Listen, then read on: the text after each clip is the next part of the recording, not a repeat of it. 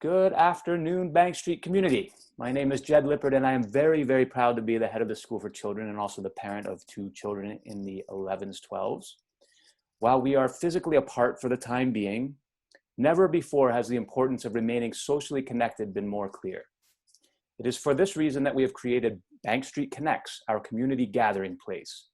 Every Tuesday at 4:30 at a screen near you, current families, new families, alumni, and sometimes kids will convene around a range of informational and recreational topics. It's great to see several alumni here with us today. This week's session is entitled Home Healthcare: What to Do When You're Coming and Going. We're very fortunate to be joined by Robin Taylor, our school nurse, otherwise known as Nurse Robin, who will be guiding us on how to stay healthy when leaving your home. She will also demonstrate how to make a mask out of a t-shirt. But before we begin, like any good program, Bank Street Connects needed a catchy and recognizable jingle. So here it is, created and produced by one of our very own 8th graders, whose mom is on this call, JP Moreno. Welcome to Bank Street Connects.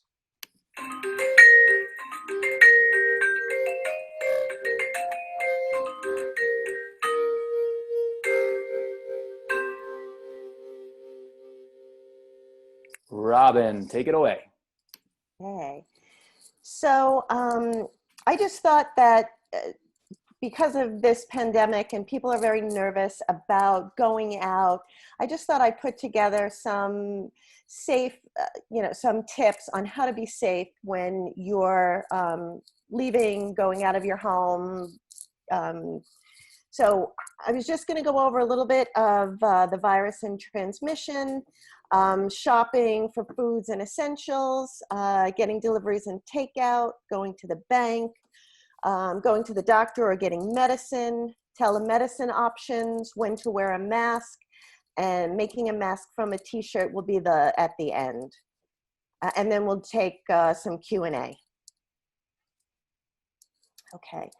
Virus and transmission. I'm sure so many of you know this, but I'm just going to go over it quickly.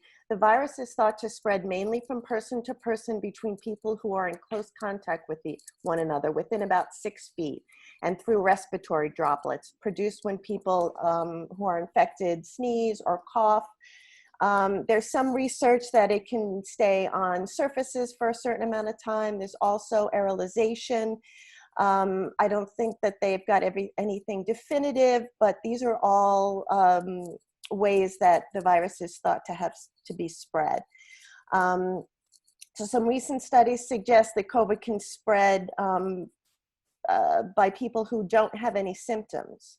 And it may be possible for a person to get COVID by touching a surface that has it on a surface and then touching their nose or their mouth or possibly their eyes. Okay, so here are some tips shopping for when you're shopping for food and the other essentials. If you are sick and coughing and have a fever, avoid going shopping. You don't want to spread it, and that's the whole point of staying at home, is we want to prevent the spread. Go shopping during early hours when fewer people will be there. I find that when I go for groceries, if I go earlier, there are less lines. Stay at least 6 feet away from others while shopping and in lines. I know this is really hard to do all of the time.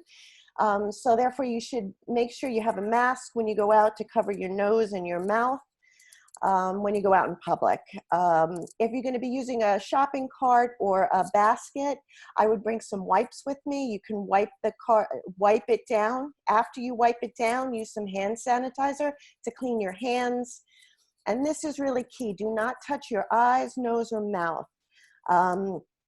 If possible, when you go out, to use your phone for touchless payment. If you do use your card or a keyboard, wipe the keyboard down first and then use hand sanitizer. If you're paying with a card, wipe the card down when you leave. After leaving the store, you use hand sanitizer, 60%. And make sure you're really rubbing. Friction is what really decreases and gets rid of the virus on your hands. And then when you get home, make sure for at least 20 seconds you're doing really good hand washing. Happy birthday song, ABC song. You can count for 20 seconds. You really need to get under your nails, on the back of your hands, the palms, your thumbs, but really good hand washing. Okay, getting deliveries and takeout. If possible, pay online. Most delivery services now are you pay online. You call on the phone and pay online, so you're not in contact. When you're accepting deliveries, you can ask for a spot to put the delivery before when you're on the phone. What I found too is I had someone come deliver something to our home, and when they got off the elevator, they just set it down next to the elevator. They got back on. The elevator door closed, and then once the person was gone, and I was able to get it, and this way there was no contact. After you get delivery, it's a good idea to get rid of the packaging and wash your hands before you serve it, and then washing your hands after you throw out the packaging. As far as mail goes, same thing. You can wipe it down with a baby wipe, and then make sure you're washing your hands with soap and water. Banking, online banking wherever you can with Zelle and Venmo. It's very easy to do. If you must visit a bank, I know in New York City they don't have drive-through, but outside of the city, a drive-through is a better choice. Make sure you have a wipe where you can wipe down the keyboard. When you're done using the keyboard, hand sanitizer, 60% alcohol, and then wash your hands with soap and water for at least 20 minutes when you get home. Going to the doctor or getting medicine. Right now, it's really visit your doctor only when you really need to. Use telemedicine if available, or contact your doctor or nurse by phone or email. If you need to go to the doctor, follow the recommendations below. Cover your mouth and nose. Make sure you wear a mask when you go to the office. And this is really key. Do not touch your eyes, your nose, or your mouth. You want to stay as much as possible 6 feet away from anyone. And if you really think you have COVID-19, if you're having the signs of fever and body aches and cough, let the office know ahead of time. Often they will do a telemedicine rather than you come into the office. And then again, check with your doctor or pharmacy if you need to have medication, especially people that have diabetes or asthma. They can get 3 months supply. They can have their doctor prescribe it in 3 months supply or have it mail ordered, so they're not going to the pharmacy often. This I thought was very helpful. Telemedicine or telehealth involves the use of electronic communications and software to provide clinical services to patients without an inpatient visit. And what I did is I went and looked at different hospitals that, affiliated hospitals that have this. Mount Sinai has an urgent care and a telemedicine where if you click on the link, you can register. It will take your insurance information, and you can click on a time that you can speak to a doctor. New York Presbyterian, same thing. They have an urgent care where you click on the link and it will bring you to where you can sign on and you can see a doctor right away without having to go out to urgent care. You know, certainly if you're short of breath, if your lips are blue, if you're having difficulty breathing and chest pain, absolutely call 911 and go to the hospital. But if you're feeling sick and you don't have those symptoms, these are a really good option. Also, New York Presbyterian has a phone number you can call, and the DOH, really good hotline about where to get tested if you need to. Okay, and this is a bit controversial, when to wear a mask. The CDC is recommending that whenever you go out in a public setting where you can't maintain social distancing, that you wear a mask. Obviously, you know, people don't have the N95 masks. We want to keep them for our healthcare providers who are on the front lines. But we can use a paper mask or a cloth mask.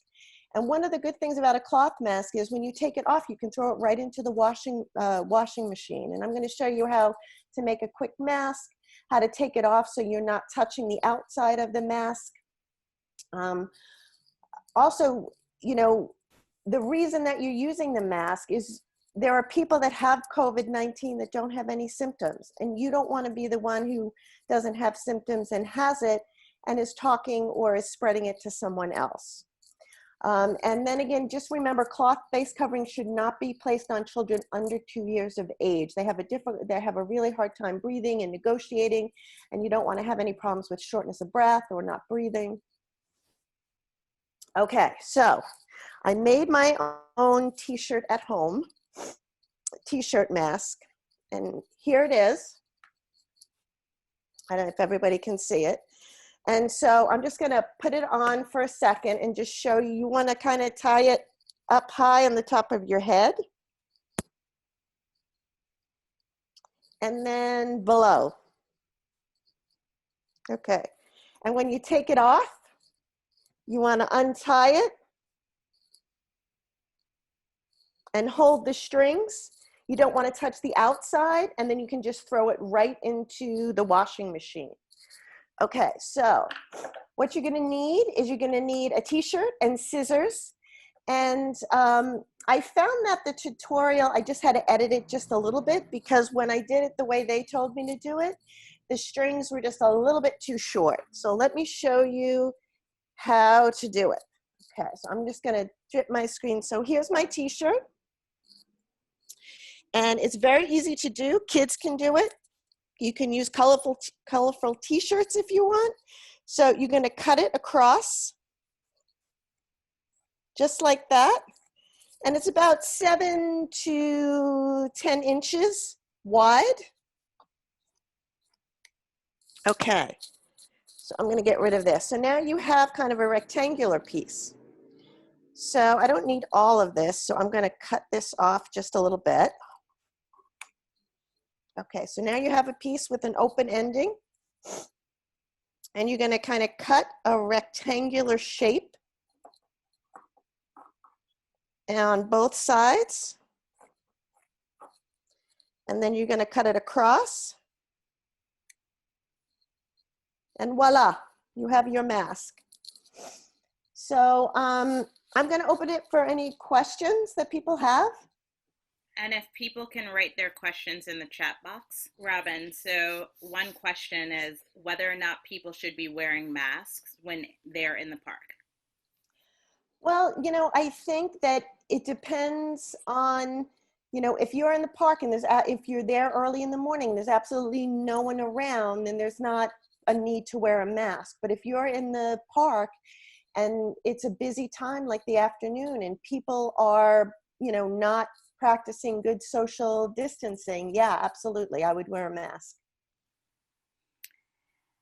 Okay, so here's a question on whether or not you can, so should you use the same wipe for multiple surfaces when you're wiping down groceries? No, I would do, well, so what I usually do is I put like a dirty area and put the groceries on that area that is my dirty area. Then I take it out and use the wipe and wipe down all of the groceries. And then I throw that wipe away. So I don't use one wipe for every single piece of grocery. But I do use one wipe down all the groceries, throw the wipe out, wash my hands, and then I wipe down the dirty area first and then wash my hands thoroughly when I've done that.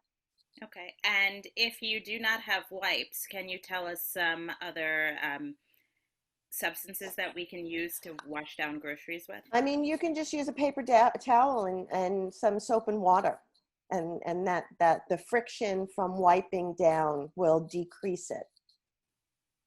Okay, and how about UPS packages and cardboard or mail? Should we wipe down those as well? You know, there's some studies that say cardboard, it lasts up on cardboard for about 24 hours.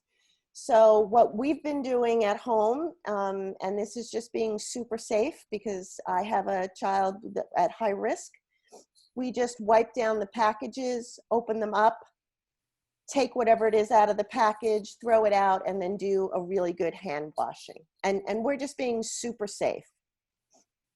Okay. Can you tell us how we should wash our masks and some of the items that we can use for filters inside of the mask?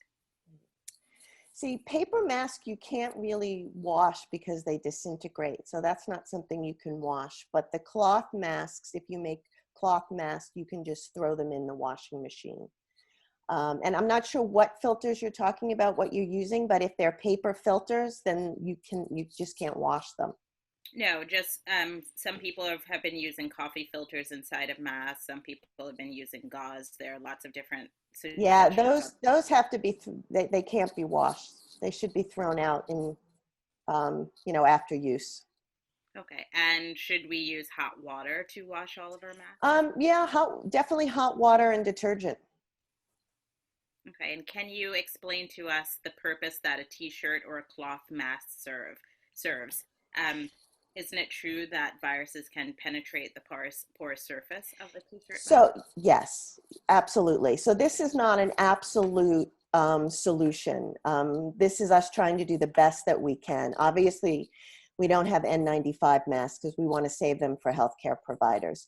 So what this does is, if you had COVID-19 and you didn't know it, and you have a mask on, when you're coughing or sneezing or talking, the spray does not go as far.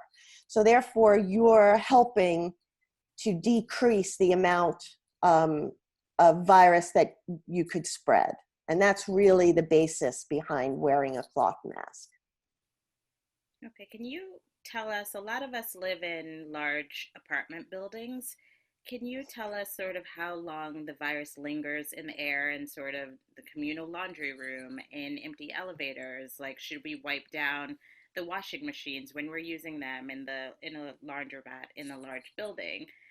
So there's been a couple of research articles, one from the CDC, the NIH, and I think 4 other groups that were involved in this study. And what they found was that COVID aerosol lasts up to 3 hours in the air, 4 hours on copper, up to 24 hours on cardboard, and 2 to 3 days on plastic and stainless steel.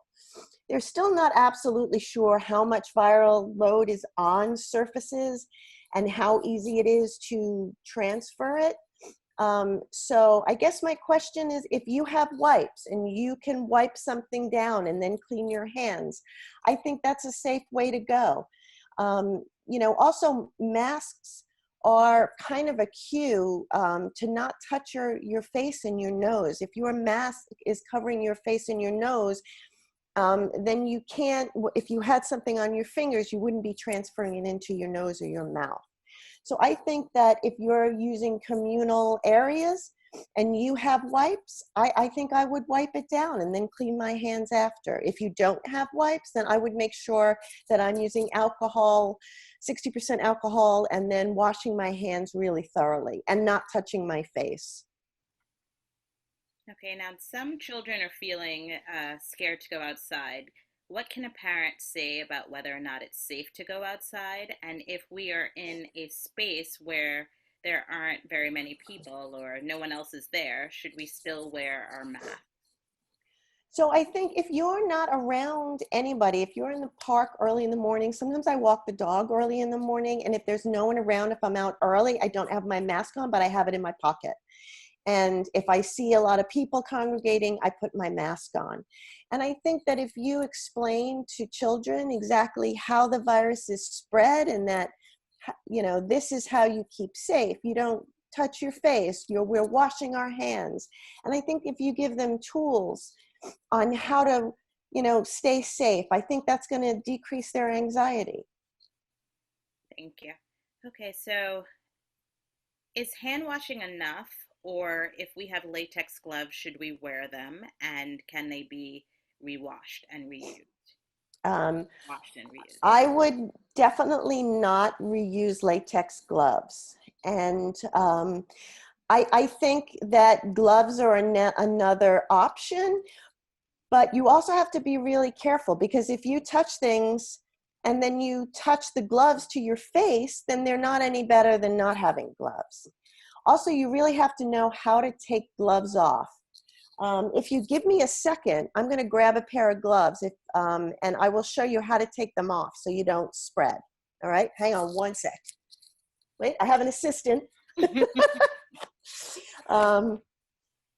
Okay, so I'm putting my gloves on.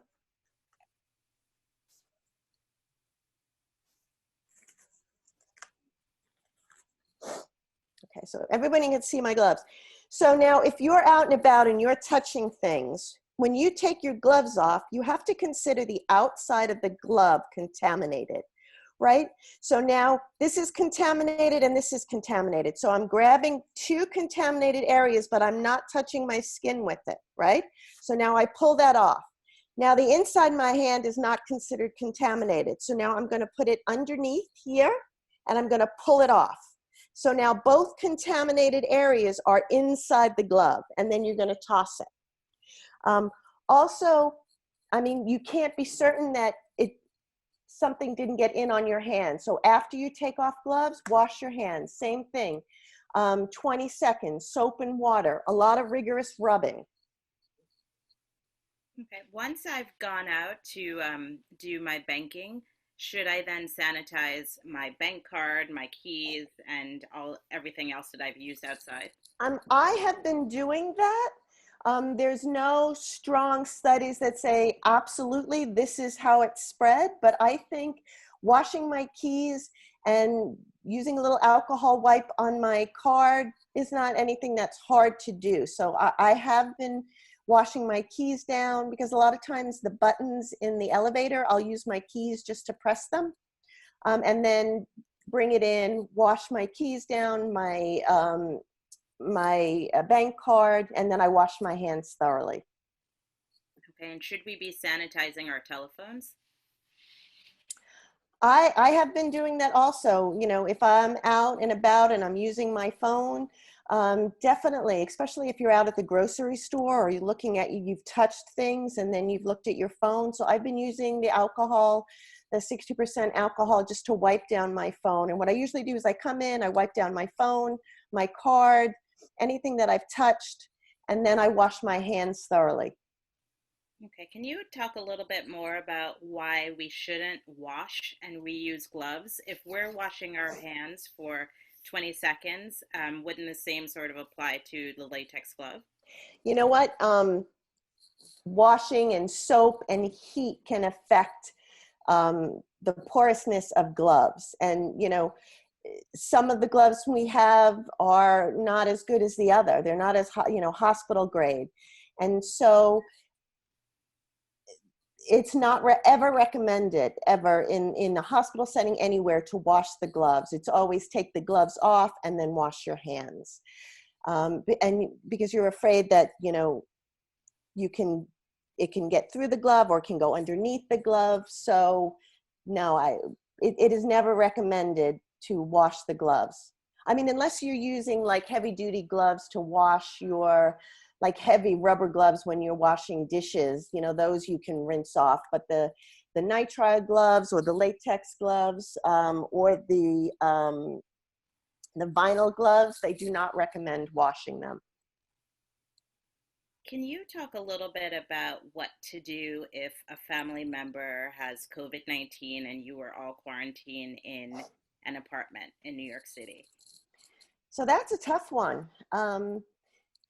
I think that you have to find a room that's the farthest from where everybody else is going to be, if that's possible. I know it's a good idea to come up with a plan. In our family, we have a bedroom with a bath attached, and if anyone were to get sick, that's where we would keep them. And then you would just have one person who goes in and out, not multiple people who go in and out of the room, and stay 6 feet away and make sure they're, putting food in and any necessary medical supplies. And then the person would make sure they were wearing a mask and gloves when they're dealing with the person who has it. you know, as far as being in a studio, that's a really difficult situation. And I don't know if I have advice that is to just be washing hands, don't touch your face, keep your mask on. And those are really the tools that we have. But I think as a family, if you have a room that's farthest from the living area, that would be my suggestion on where to house someone who's sick. Thank you. Can you speak about the fact that it's also allergy season with high pollen counts and with so much focus on coronavirus, symptoms of the typical circumstances wouldn't register, or typical symptoms, allergy symptoms that you wouldn't normally think about are causing great concern now? So I have felt this myself. I am a terrible allergy sufferer, and I started taking my allergy medicine. But, you know, if I have a headache or my nose is running or I'm sneezing, you know, in the back of your head, you're thinking, oh my goodness, is this COVID-19? So I guess my best advice is if you know you have seasonal allergies, you should be taking your allergy medicine on a regular basis now. Pollen counts are pretty high. Also, you know, another strategy is making sure you take your temperature twice a day. And if your temperature is down and you're taking your allergy medicine, and I mean, you can kind of think, okay, so this is allergies. I mean, you can't be absolutely sure, but I think taking your allergy medicine on a regular basis and, you know, making sure you're washing your hands and you're taking your temperature, I think that helps. Okay, I know you spoke briefly about what to do when you receive delivery. Can you talk a little bit about the food and how safe it is to actually get takeout today, or, you know, whether or not it's safe? So what they found is in a lot of the studies that I've read is that once the food is cooked, you're okay. So, you know, the packaging, is it possible that it, you know, it's on packaging? Absolutely. I mean, we ordered pizza, and what we did was at the door, we took the pizza out, put it on a metal tray, and just left the box, you know, threw the box out. And then once we threw the box out, we washed our hands. You know, as far as other takeout foods, when you get it, you can take it out of the container and throw the containers out and wash your hands. Or another option is wiping down the containers that they came in and then washing your hands. So the concern is really the packaging that it comes into, and you can wipe that down. It's not, there is, from the studies that I've read, it's not the cooked food that you're worrying about. It's the packages and the people that are handling the packages. Okay, can you speak a little bit about, let's see, if you have a family member who's been fully quarantined since the beginning, but they're getting a little restless, can we sort of open up to seeing them? Um, you know, that is something that I would definitely recommend checking in with your physician about. You know, I think the 14 days are really important. I think it's harder with children when they're quarantined. I think if it's an adult, I would do the 14 days. Certainly if it's a child, you know, I think you have to make accommodations on what you think is best and coordinate that with your doctor. Okay, and what's your take on small sort of play dates with children? You know, I think right now, anytime you bring someone that's not in your, you know, in your circle, in your family, in your staying at home, I think it's a risk. So for me, I would say no. I don't think it's worth the risk. But, you know, that's something that you're going to have to figure out whether you want to take that risk or not. Okay, Robin, do you have any insight as to when, as the society, we will be able to test if people have developed antibodies? And also, is it certain that if someone has the antibody that they cannot transmit or get the virus again?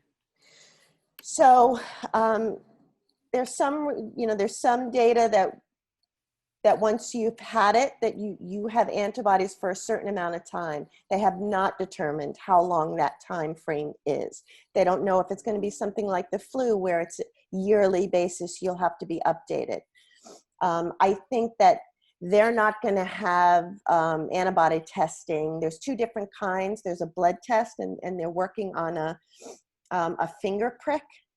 And I did watch the news today, and they're trying in the next couple of weeks to roll out, having like 2,000 kits a day to test antibodies. But I have to say, it's going to be for our healthcare providers.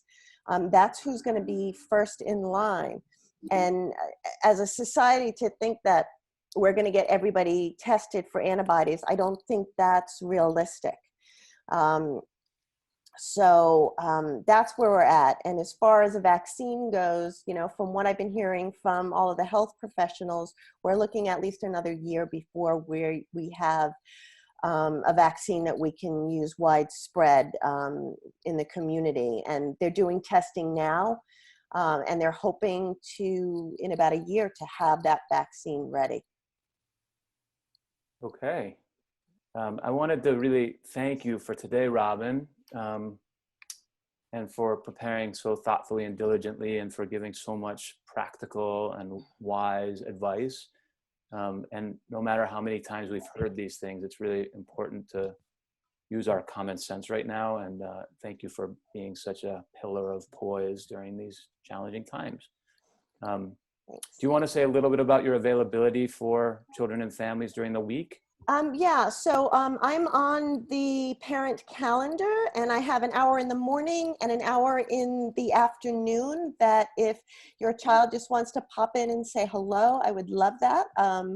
I had someone do that yesterday, and it was just lovely to see their faces. If you have questions for me, it is an arena where I can invite people in, where people, it's not like a lot of people. So if you have personal questions, I can invite single people in, so it is confidential.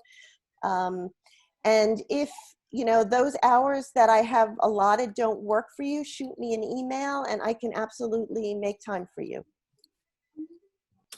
And we're also very, very fortunate that we have our presenters for next week, same time, same place, same screen, unless you want to change your screen, 4:30 Tuesday. Our next Bank Street Connects will be featuring the Giant Room's uniquely engaging musical, artistic, and technical activities. This is an event that's for kids in particular, so please be sure to bring them and look out for more information concerning this event. Although because we have both Aji and Jess here with us, maybe we could just take a minute to hear from you about what you have planned for next week. Sure. Hi everyone, this is Jess.